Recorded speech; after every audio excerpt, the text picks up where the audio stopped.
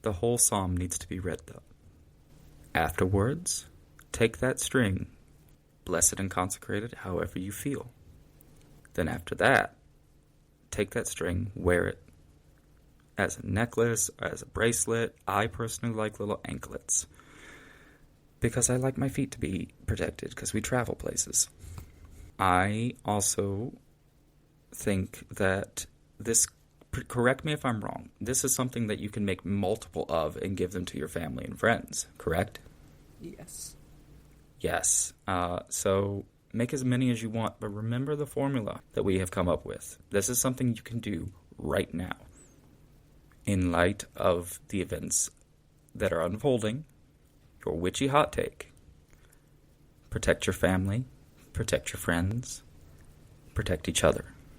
I don't know. I think that's something good. That's really good, Lynn. That was a really good. I'm going to have to do that. Is there a day of the week maybe that you would particularly want to do this on? I've been told to do it Tuesdays on Mars Day. I was literally thinking Tuesday. I was like, that sounds about right. I would maybe say Saturday, but like, I usually reserve my Saturdays. Like, sure, that's a day you could do protection, but like Mars is really what I use protection for. I'm like, if you're going to come at me, bitches, you're going to have to go through him first, and I don't have time for you. I think that's our show. This has been the Ember Report, where resistance is witchy, and spells are not optional. I'm Lydian, the voice in the flame. And I'm Len, the witch at the crossroads. If today's fire stirred something in you, share it, cast it wide.